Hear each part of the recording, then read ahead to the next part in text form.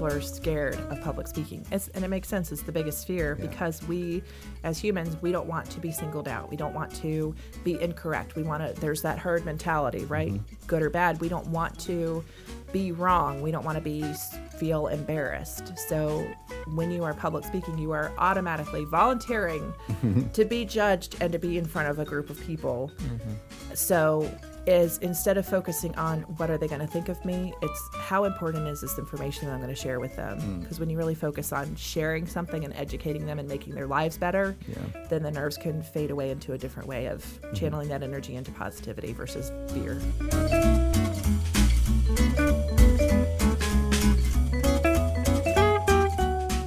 And welcome to another episode of the Bandit Room. My name is Charles. I'm joined here in the studio today by Mr. Caleb. Hello again. How you doing, Caleb? Good. Doing all right. Across the table from me, we have our guest today, Miss Lauren Ansley. Thanks for joining us. Thank you so much for having me. This is such a delight. Thank you. Thank you. Lauren is among other things, you're a stand-up comic instructor, founder of Beerly Funny, and now founder of Ansley Corporate Events.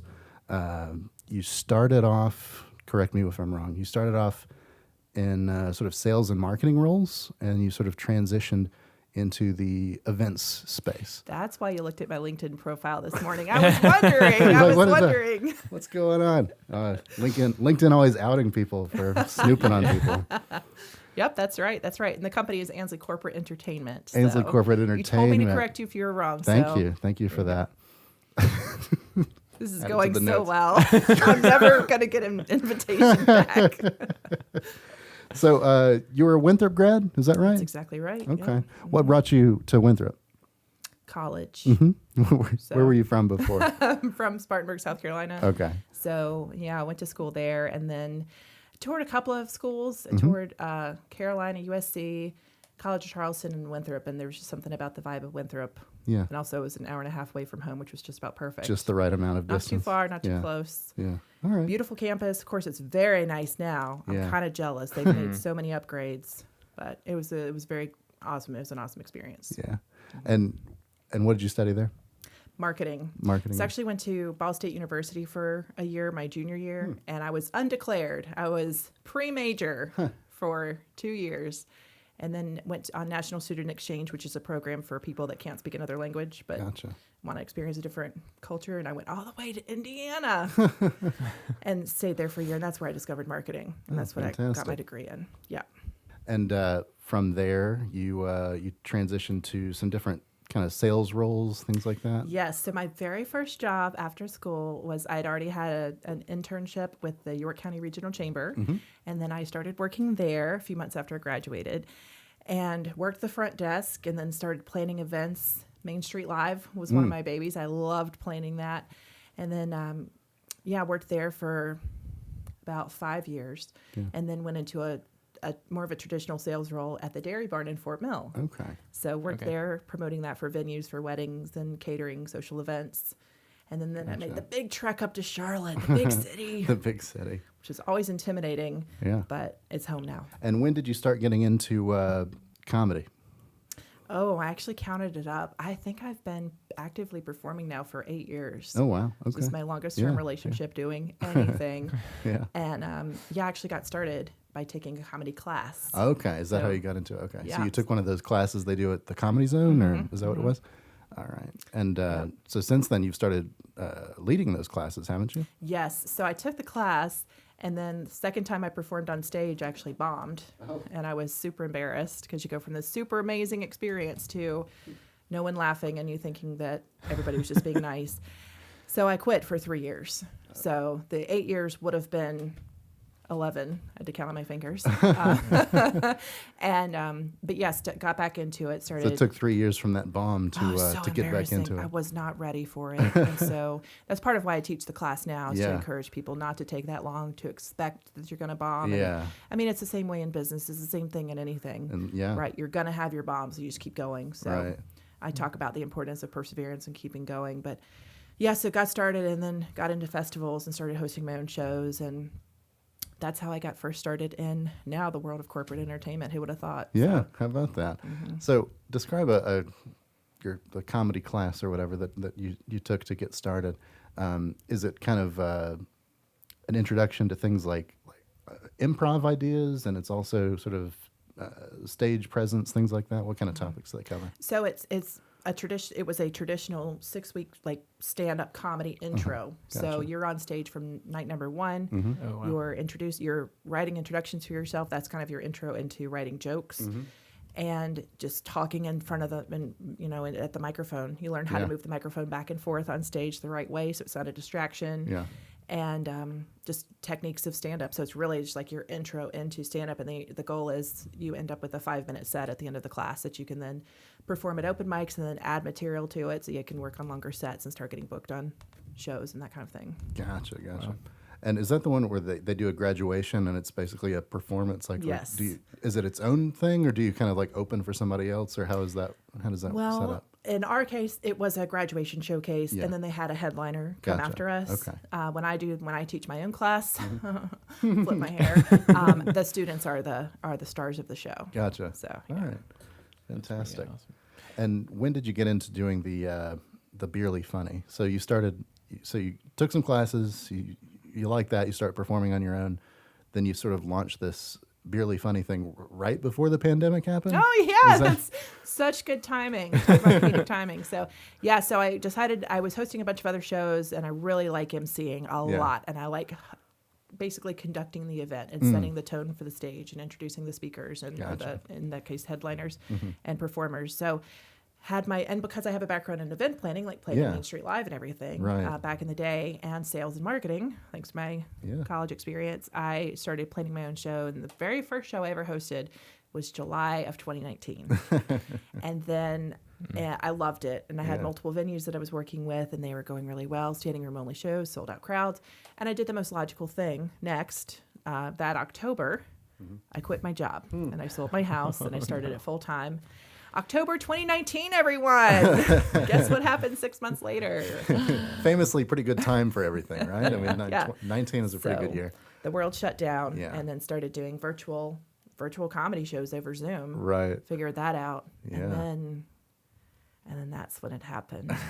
That's when I got a call from Microsoft. Oh, okay. And they wanted me to host a series of comedy shows for their team as employee engagement and help build morale during COVID. And then I was like, oh, this is it. This is it. So I started doing murder mysteries and scavenger hunts and working with other entertainers and created music bingo with my now DJ partner, DJ Jeff with Soulful Sounds. And turns out he's a neighbor. We live less than half a mile from each other. We had no idea we were doing these virtual events together. Yeah.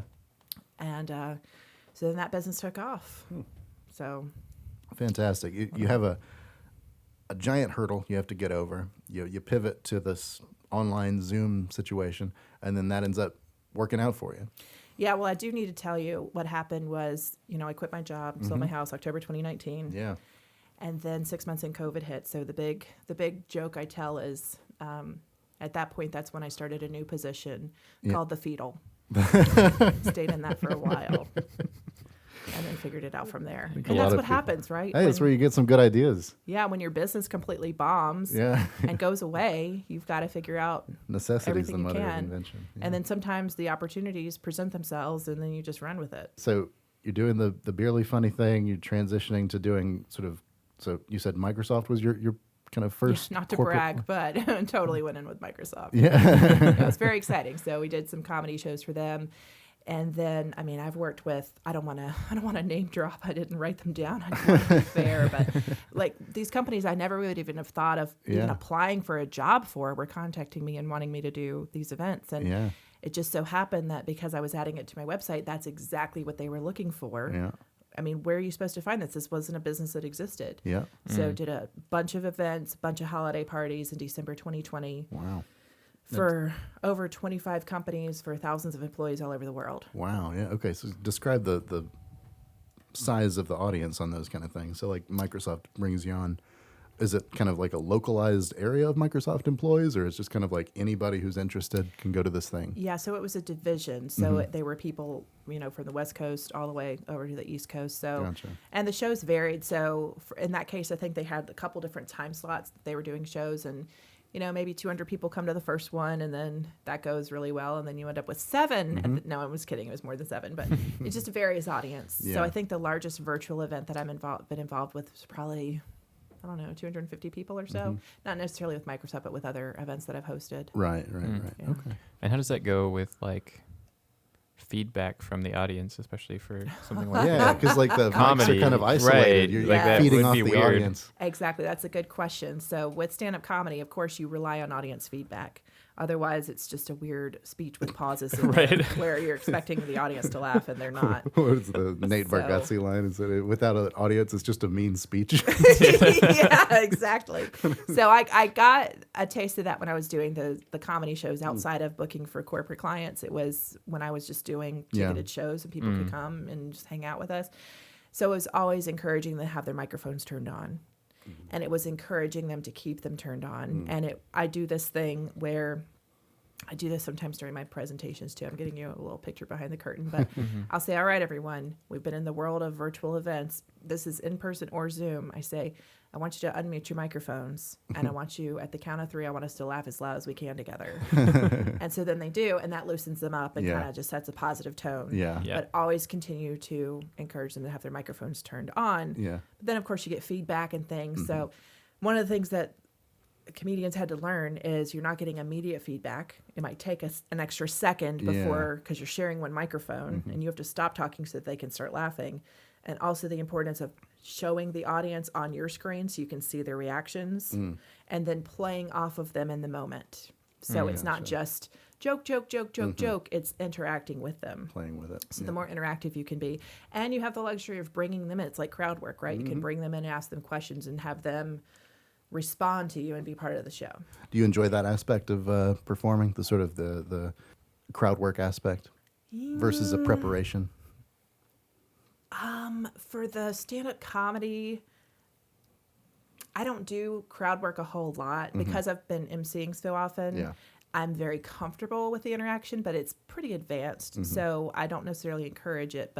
And then you see these comedians who go viral because their audience, it's like, oh, comedian owns audience heckler. Right. It's like that's, and they post those because they don't want to post their jokes because you retell your jokes. Yeah. But I love when a joke lands. I love when a new joke lands. When I've prepared it because I've done the work. Right. It hasn't just been something that randomly happens, but you want to connect with your audience at the same time. Yeah. So I don't necessarily do a lot of crowd interaction, but I don't shy away from it. When you're doing a corporate gig, that's a very different setup than your typical comedy club. Oh, yeah. So we're going to talk about the differences between those things and what do you gravitate towards one versus the other? Oh, yeah. I love corporate. Yeah. I love corporate because, a big difference between going to a comedy club and going to a corporate event is these people are at work. Yeah. You are not telling the same kind of jokes that you're going to tell at a comedy club. They Right. did not volunteer to be there. They don't want to be made fun of in front of their coworkers. Yeah. I've seen it play out where someone inadvertently started to insult the audience, and I was horrified because they didn't sign up to come to the club. Right. Their boss, one person, booked you to come talk to them, and then you're going to make them feel embarrassed or like you're dealing with egos. But I do like the corporate because there is, and I think we discovered this a lot in COVID, people are human beings, right? You may have a crying baby, a barking dog, or a cat that walks across the desk. We're not robots. We have personalities. We have backgrounds. We have interests outside of work.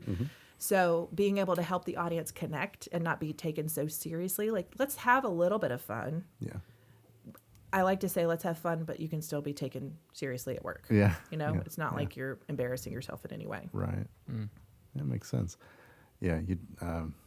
You'd think that people would either gravitate heavily towards one or the other, and just like a great club comic is not necessarily going to be a great corporate entertainer. Yes. And a lot of times people try to do both as if they can shift easily from one to the other, but it seems like a world of difference.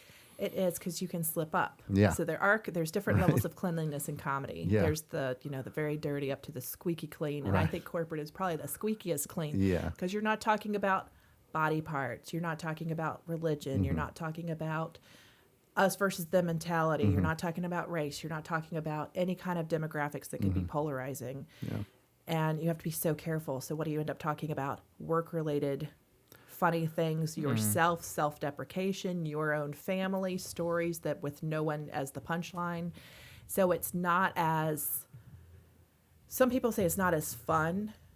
Sure. But I you could say it's not as edgy, I guess. yeah, it's not as edgy. There's variations. So I don't do a lot of stand-up comedy in corporate. Right. But I use my stand-up comedy background to make the events more fun, using those MC hosting skills, being in the moment. If there's a loud noise or a drink falls over or something, I didn't tip it over. Right. It's it's a good thing. So it's just very different. But the cleaner comedian you are, the easier it is to transition to corporate, because you're not having to censor yourself at all, because you don't say those things in general anyway. Right. That makes sense. Makes a lot of sense.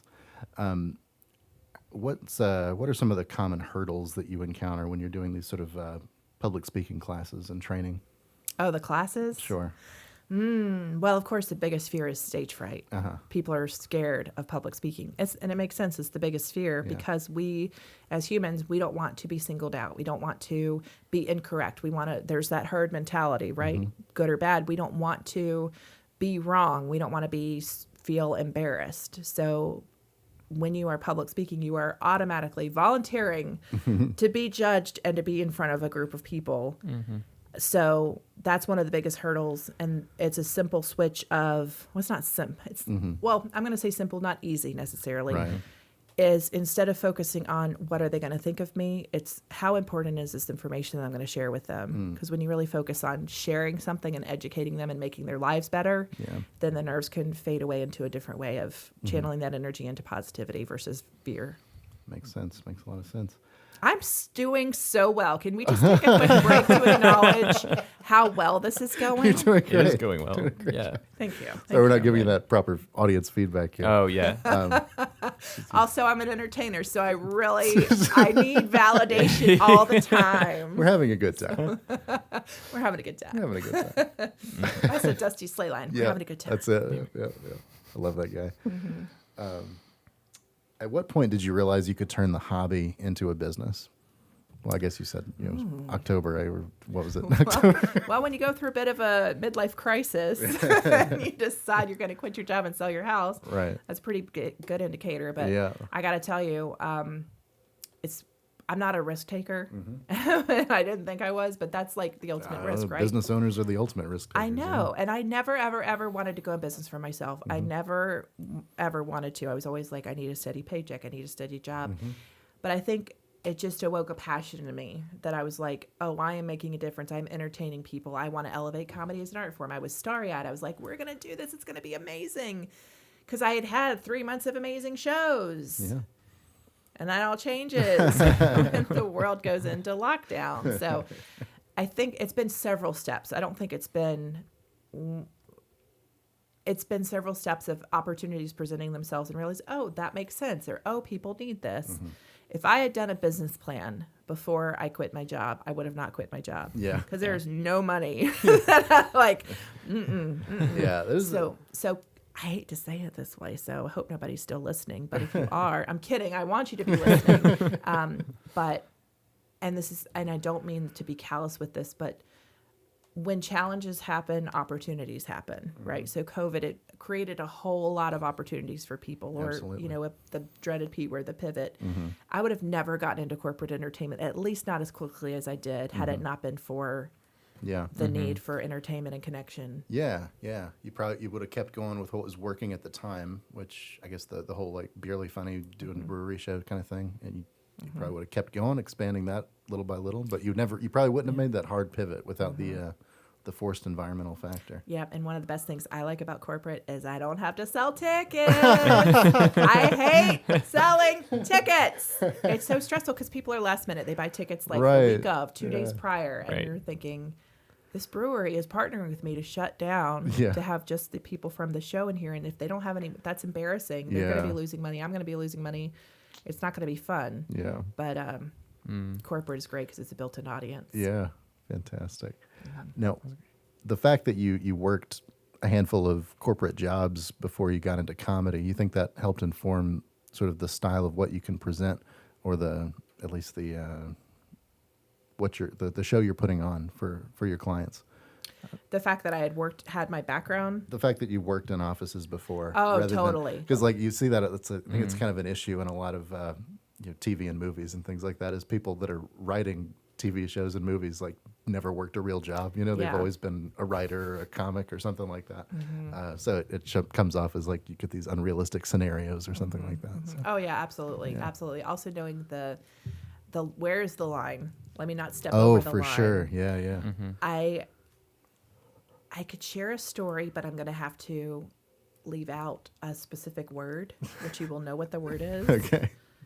There's a performance that's called the blank monologues.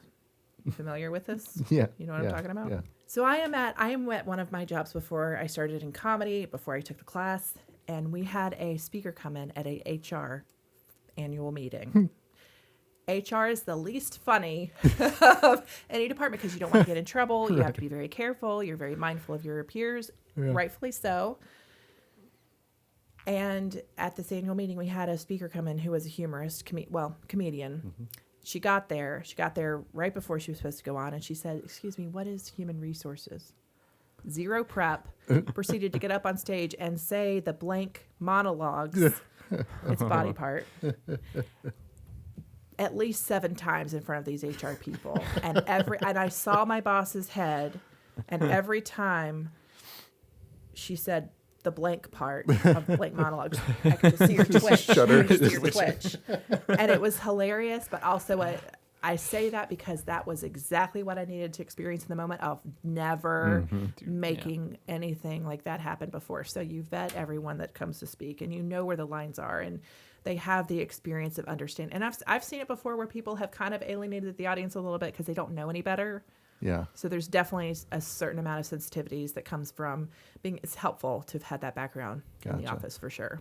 Now, if you take the reverse scenario, how do you think getting that sort of comic experience or performance experience affects someone working a traditional job, or at least make you more comfortable speaking to people, make you more loose and more conversational in certain scenarios? And that's where improv comedy comes in hand, especially because improv is about interacting, actively listening, not waiting to talk, knowing what to happen when a surprise situation comes up, how to interplay with your coworkers in like, for example, with a lot of the games with improv, it's safe space. We're going to have some fun. We're going to, play this specific structured game, but it is knowing how to let your hair down a little bit. Yeah. But it's not too much. Not too much. You still have to work together.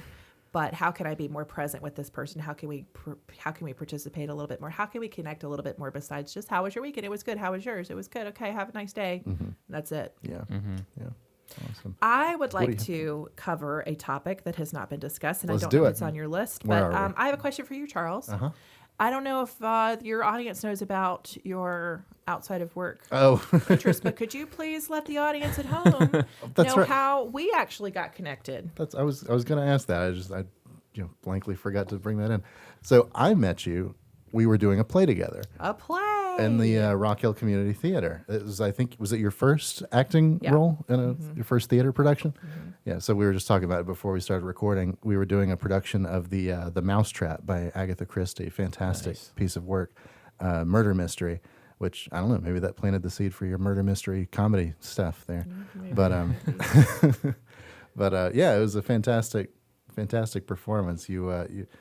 How do you think that affected? Do you think that you did that as a way to kind of build stage presence? Sort of just what was it for? Or just something fun? Does it just sound like something fun to do? Yeah, something fun and different. Yeah. And so there's a lot of different ways you can go in stand-up comedy, and one of the things is you can, of course, become an actor. Right. And I wasn't necessarily thinking about that, but I did like the idea of being in a community play and just the experience of acting on stage with a group of other players at the same time. So with comedy improv, nothing is planned. Yeah. Stand-up comedy, everything is planned. And acting, everything is planned, and you're interacting with other people on stage. That's true. So and anything can happen. If somebody forgets their line, something doesn't happen the way it's supposed to, you got to react to it. And you are such a pro. Oh. It was so much fun. Our cast was like amazing. Yeah. I had so much fun. I still have the Mousetrap. I think that it was Stephanie put together for us. I believe so. And the basket of mice also. Yeah, That was a gift, yeah, I think, from, was it Hannah? If it's not Hannah, I'm so sorry, but she was super cool. I think it was Hannah. Yeah, and it was only, like 5 or 6 of us, but Yeah. super fun. it was way more challenging because in stand-up, you can practice at home in front of a mirror. It's not the same thing. Or you could just run up to an open mic. Right. For this, we had to be in person all together for hours, for weeks. Yeah. So it's brutal. Yeah. The whole rehearsal schedule's intense. You got to be, if you're going to do it, it's going to be, several nights a week, several hours a day. And you got to also put in the time behind the scenes too. And enjoy the people that you are around, ideally. Yeah, for sure. Okay, so you were the murder victim. Well, don't give it away. Well, if they haven't seen the play from the 1800s yet, don't spoil it. Well, I don't think we even mentioned what your character name was. Yeah, that's true. I don't even remember his or her name. I was literally just spoilers. thinking, I can't remember mine. Yeah, Giles or something? What was your character? Yeah, you were Giles? Giles. You were Giles. You were I Giles? was Mrs. Something. It was a couple that bought a house in the country, and they realized that, I forget what happened. Was it a snowstorm that happened and stuck us stuck in there? And anyway, I forgot the plot, but it's a really funny story. It's fantastic. I don't know what happened. I can't remember what happened. Spoiler alert! Someone dies. Was there no follow up to that? No, I just wanted to You clarify. just wanted to know a little I want to bit know more what Charles' characters was. I was waiting for a follow up. No, I have no question. punchline. No, I wasn't like the killer or the investigator. I was just like the straight normal guy in the middle of it, just kind of dealing with the situation. You were like a fun character, I want to say. I were was like a very pretentious. And pretentious. Okay, yeah. I had to lead into it. Okay. And what was really cool about it too is reading it, I was like, this is not that great. But then you see it play out, and you're like, "This okay." Now I understand. It comes alive on the stage. Visualize it. Absolutely. Yeah. That's funny. And I learned terms that I didn't know before, like "Okay, 5." Right. That's what you say when they say you got 5 minutes to stage. Okay, thank you, 5. Yep. To acknowledge you heard the 5 or the 10 or whatever it was. Yeah. A little shop talk for theater folks. Have you done anything since in the theater world, or? No, I had to cancel 2 shows because of all of the rehearsals from that, and no, that was a significant time investment. I'm glad I did it, but no, I haven't. That was like right when you were getting the whole Beerly Funny thing going? Was that same time period? I'm not even sure I'd started the company. I don't think I'd started. Or you were just doing shows at that point, yeah. Gotcha. I was pre-COVID. Gotcha, yeah. Yeah. What are you listening to right now? Your voice in my head. You've been binging the Bandit Room before the show? Is that I actually, so Are there any podcasts or music you? So I've been getting into Audible. Oh yeah. Audible books. So I'm listening to one. I'm very much like a self-help book fan. I'm listening to one that just started today. It's a free course that you can get from Audible, which is cool. And it's about FIRE. Okay. Financial independence, retire early. Gotcha. The FIRE system. Okay, yeah, gotcha. I'm 20 years too late to that, but I like the idea. And now I have to tell you, I never thought that I'd go into business for myself. And I have just now, within the past few weeks, literally weeks, realized, okay, yes, I could make a decent living at this. I've unlocked like a significant part, which I'm super excited we're going to be talking about later, and realizing that I never really made that much money. I had a background in nonprofit, and I really didn't advocate for myself. And when you become an entrepreneur, it has been the most self-reflection and deep dive that I've ever done, because you learn so much, because you can do whatever you want that makes you money, that fills you up, that's your passion. Right. And you're not told what to do. The market will tell you, and you can decide if you want to go with it or not. Yeah. But it has been incredible, and I'm at this point where I'm like, I can actually make some money. Let me make sure that I'm smart with it. Good. Maybe it's more like financial independence, retire on time. So that would probably be the better book for me. But making up for lost time and not investing enough, and so that's one of the books that I'm reading / listening to. Awesome. My next question is, what are you reading right now? So is that... Well, I'm reading the description of Audible books if I want to listen to them. I actually lost my Kindle. I think I lost it on a plane for a gig recently, and I just got a new one. So I'm going to be, not to flex, but I have a Kindle. And I'm going to be reading. I do like to read, I call them like junk food books, and there's one that is a series, and it is just so fun, and it's called Witches Win, and it's about this private investigator who finds out that she's half witch. She has these super Supernatural. Supernatural. Thank you. Supernatural powers. Hmm. And it's just fun. It's a little bit of a comedy, Yeah. and it's just cute, and it helps to kind of shut my brain off. So those are fun to read. Yeah. Awesome. I think it's technically young adult fiction, so keeps me feeling young, I guess. Hey, yeah. It's all good. And what are you watching right now? Any shows or movies that are keeping your attention at the moment? Such an embarrassing question. So I'm trying to watch less TV, but I actually just got a TV for the first time after not having one for years. I had a roommate who had a TV, and we would always hang out and watch it. And then I was living by myself, and I was just living with my tablet. But I watched too much TV. But I just finished The Traitors. It's a reality show. Yeah. Okay. So there's multiple versions of it, and it's basically like a murder mystery reality TV show. Who's part of that? Is that a Alan Cumming? Okay, I think, Alan is the Cumming. Okay, I host. was going to say, is He's that the guy? absolutely fabulous. And then they have a mix of the first season. They had a mix of like regular people and people who had been on shows before, like Big Brother or Real Housewives or some competitive shows. They're like reality stars that are the competitors on the show. Okay. And then I'm there, like that was suggested by my good friend Tara Brown, who's a comedian who's just moved to Nashville from Charlotte. Shout out Tara Brown. She's a corporate comedian, so she never has to worry about censoring her material, which is a very smart move. It's also very difficult. So, and then I'm very susceptible to suggestions. So it just popped up, hey, Frasier, you can watch Frasier. So why am I watching Frasier? I don't know. I'm watching a little bit of Schitt's Creek. I love Schitt's Creek. Oh, it's fantastic. And I just finished a major binge of The Office, which was just amazing. Yeah, I was going to say, like your line of work, does that hit a little home? Close to home for you. It's hilarious. You were talking about writers that had clearly never worked in an office. Right. These people, I think, clearly have. Yeah. Even though they get up to some crazy hijinks, they still they get the boring drive that comes with just every day. I mean, you're selling paper. Yeah. Come on. Yep. Oh, fantastic. We'll take a quick break here and come back with a little game.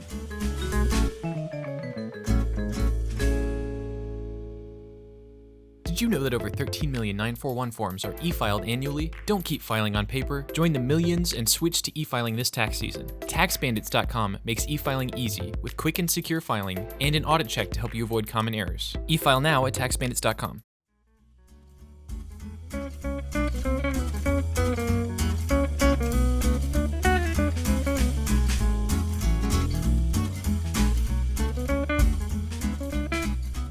And we're back for the second half of the Bandit Room.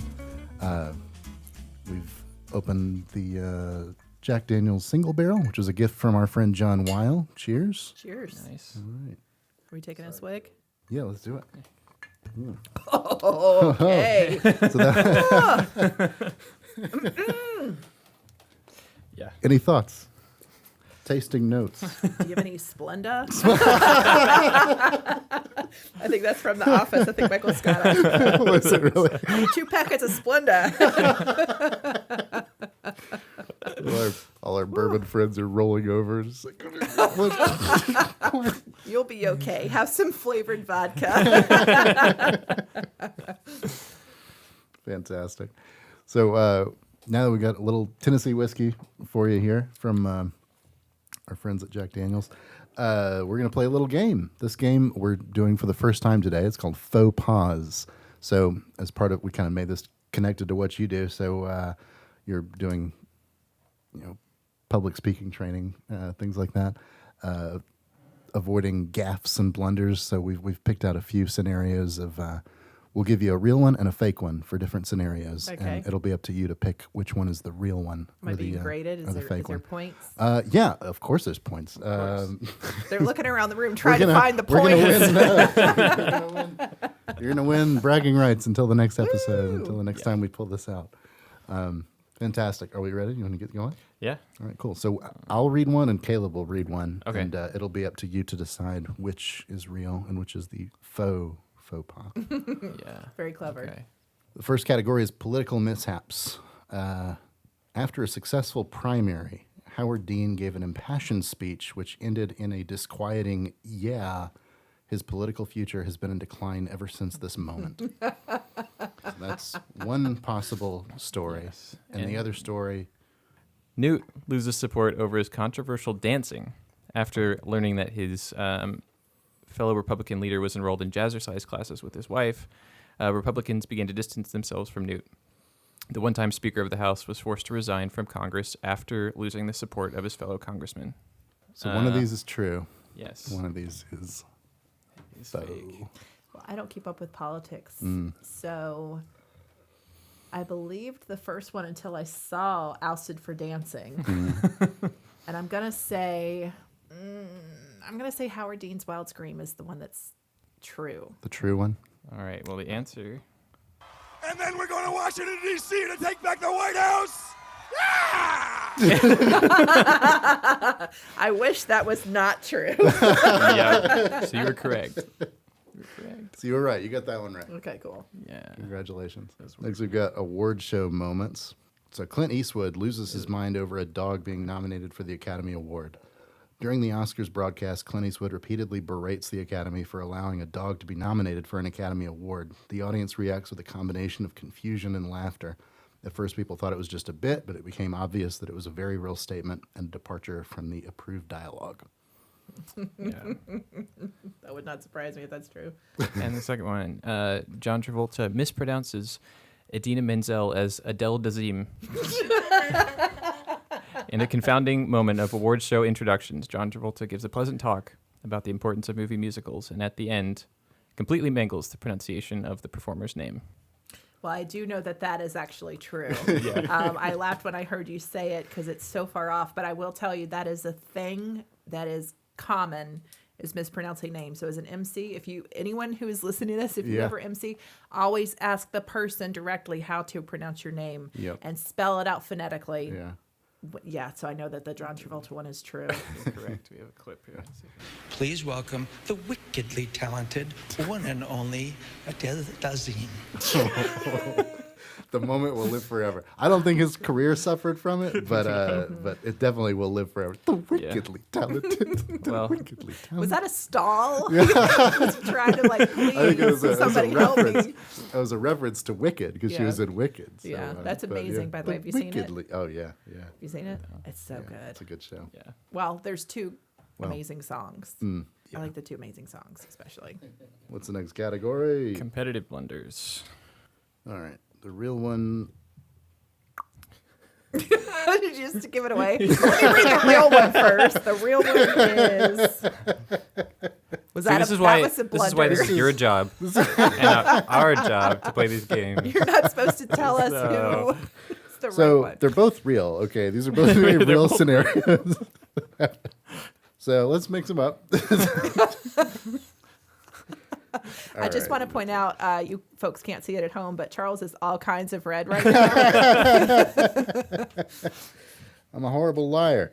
In a viral moment at the end of the 2021 Miss World competition, the contestants introduced the countries they were representing. One of the countries' contestants made a famous blunder. It sounded like Egypt, El Salvador, Finland, France. That was one of the scenarios. That was one. The other one is at the opening of the 1928 Summer Olympics held in Amsterdam, contestants from Britain led the parade.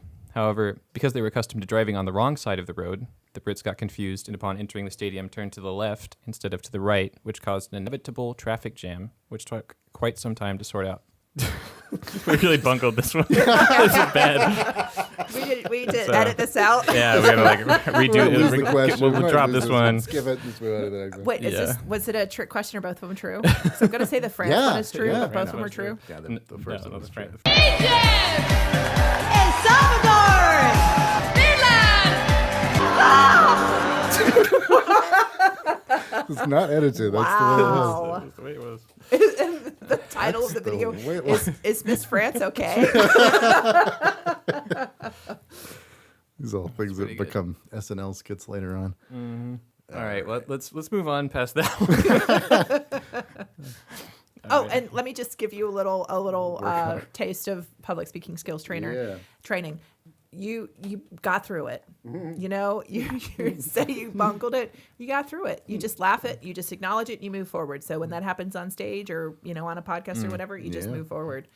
It's not the end of the world. We're so conditioned to avoid embarrassment, but we choose that emotion and you just power through it. What happens when you get super embarrassed? We all have super embarrassing moments, right? you just move on. Yeah. You can edit this whole thing out too if this doesn't fit the narrative. No, it's good. It's good. You're giving us a reason to keep it in, which is kind of unfortunate, but Okay. I guess we have to keep too bad, ourselves but our embarrassment in it. All right. Maniacal musicals. During a 1978 performance of The King and I, famed Broadway star Angela Lansbury was struck in the head by a falling tub of Rocky Road ice cream. After pausing for a moment to recover, she pushed through to the rest of the performance despite being highly allergic to dairy products. She was rushed to the hospital after the performance. The lighting tech who had been snacking in the rafters was caught only because he still had the spoon in his pocket. Lansbury later said, "The tub of ice cream just came out of the blue. I'm very sensitive to the wrong kinds of foods, but I just couldn't stop. I had to get on with the performance. Somehow I made it through. Isn't that a miracle?" So Why would you have made that up? So, yeah. Where would this have come from if Right, this wasn't good question. true? Good question. So much detail. All right, and the other one. In the 50s, 60s, and 70s, it was common for large corporations, including JCPenney, Coca-Cola, Seagram's, and Michelin, among others, to hold conventions for salesmen and distributors, where the highlight event was a fully fledged musical featuring corporate propaganda songs meant to pep up the company men. Records were available for purchase in the lobby if you just really wanted to be hum along at home to bangers like the West Clock Sing-Along, Hooray for Human Engineering, Tires to Sell, and He Got No Westinghouse Franchise. I've actually stumped on this one because they both seem so incredibly specific. Wow. Just for the sake of time, I'm going to completely guess, but I genuinely don't know. I'm going to say that the industrial musicals is not true. Okay, so you're going with Angela Lansbury Ice Cream. All right. Let's see what's true.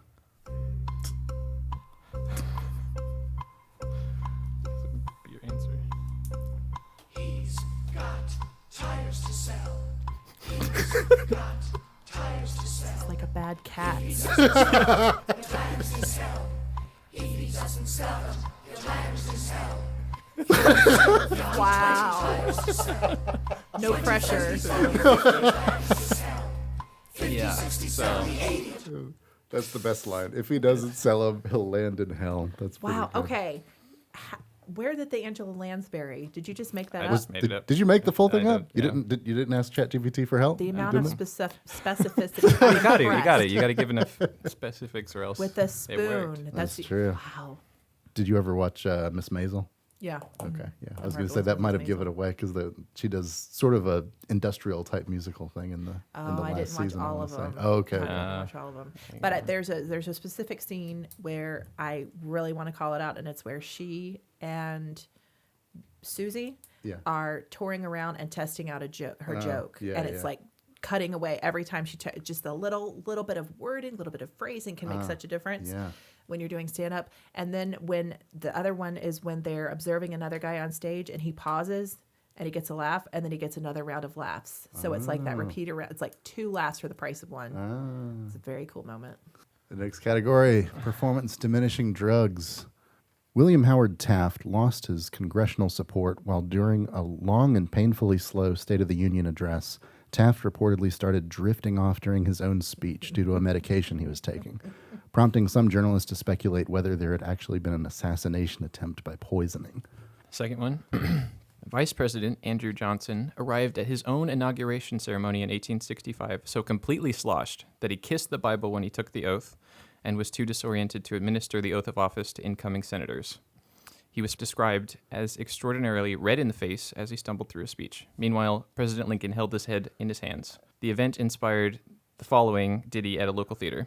And there great Andy Johnson got and took a brandy toddy hot, which made him drunk as any sot at the inauguration. Okay, these are getting harder. I'm going to say that President Taft is the real one. Gotcha. For the answer, Dang it. No, it's it's not. true. You had so much. Okay, so you you had go so much 50%? detail from the Angela Lansbury one that I Yeah. thought No, you it were was saving too much. things for this It was too one. much detail. That's what it is. That's fair. No, Wow. it betrayed you. Yeah. Well, my favorite part of this one is somebody took down his speech with like Just write it phonetically out what the it way. sounded like, how drunk he was. So I'll attempt part of it. Fellow citizens, this most suspicious moment is my existence, nay, may say my life. nay, say, swear, Leschens dol dab sport constitution and seat conson sported tall as yours. I'm gonna have to stop there. Yeah, This is painful. This is painful. And with distinctness. And with distinctness. It's the only thing spelled right here. Oh man. I'm a proud illustration. I like how every other word there's a hick. Yeah. Misspelled, not spelled correctly. It's so funny. With statesman-like dignity. I think that was our last one. Was that our That last was it. one? That was it. Okay, so it looks like you're 50-50. Is that right? Or I'll did you go? take it. Have you had a wild heckler moment? Either in I corporate did or it your... in an open mic, so I'm pretty good at setting expectations for my shows. Plus, they're ticketed, which really helps. Yeah. You know, because people are paying to be there. But yeah, I did it. I did it one open mic, and I just lit into the guy a little bit too much. It was not my show, and I don't know what it was. I thought I was being funny, and there was a fine line, like we talked about earlier, between being funny and being offensive. And I went a little hard, but he was drunk, so he was, hiccuping. It was fine. And then when I went back and sat down, I was talking with another comedian. I was like, "That was okay, right?" He was like, "You were a little mean." So, but other than that, not really that bad. Yeah. I mean, like I'm really shifting more towards corporate entertainment, Yeah, so those comedic moments are hopefully for the most part behind Yeah. me, but. Yeah, nothing too bad. Nothing that would have gone viral anywhere, like some of these guys. Fantastic. Yeah, just because the sheer volume and quantity of shows that they're doing. Right. Makes sense. Awesome. And, let the listeners know where they can find more about you and your services. So my website is ansleyentertainment.com. I'm a big fan of LinkedIn, so find me on there, Lauren Ansley. And that's pretty much it. I'm on Instagram. Lauren Ansley Presents on Instagram. I do have my Barely Funny page, but it's not as active because I'm doing a little bit less there. But I do have some shows here and there. I'm partnering with the town of Matthews Park Rec and Tourism. We have a comedy bingo show coming up, and that'll be fun where you can win prizes and also listen to comedy, and so that'll be cool. It was comedy bingo. Can you edit that part out? Comedy bingo. I don't know what that I like is. the guy who's like never heard of bingo before. Let's describe this. Comedy bingo. So I've seen it played a couple of different ways. The way I do it is I think I have 4 comedians plus myself, and you enjoy comedy, then you play bingo. So the comedians have given me several keywords based on their set, keywords or phrases. And so you listen to their set, you get a bingo card, and then we draw words out from their bingo card that would have been covered in their set or is about the person. So you win multiple prizes. There's multiple rounds. It's really fun. Cool. So it's a way for the audience to have some fun and interaction. And of course, people love winning prizes. So You said that's at Matthews? Cool. it's at the end of March. So when is this going to air? Maybe Comedy Bingo was amazing. It was such a fun night. If this comes out, I think it's March 28th. Yeah, I think it'll come out before that. Yeah, Probably. Okay. either this week or next week. Either Yeah. this week or So- next. Awesome. Fantastic. Any final thoughts? Anything else you want to cover? This has been an absolute pleasure. I'm going to let you finish that drink if you would like to drink the rest of that. And just thank you. Thanks for listening, everyone. And thanks for having me on the show. This was really fun. Yeah. Awesome. Appreciate it. Thank you for coming by. My pleasure. Thanks for joining this episode, everybody. Stick around next week and see what we talk about on the Bandit Room.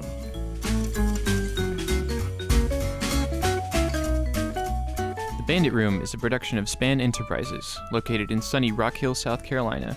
We've been developing, supporting, and growing successful IRS e-filing and business management solutions since 2010. Go to spanenterprises.com now to learn more. The views and opinions expressed in the Bandit Room are those of the guests and do not necessarily reflect or state the opinions of Span Enterprises. No information should be considered as tax, legal, or other professional advice.